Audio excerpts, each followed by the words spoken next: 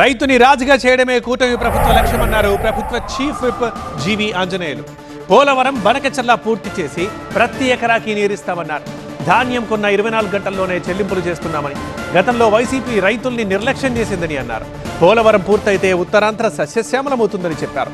బనకచర్ల పూర్తయితే రాయలసీమకు గోదావరి నీళ్లు అందుతాయన్నారు జీవి ఆంజనేయులు.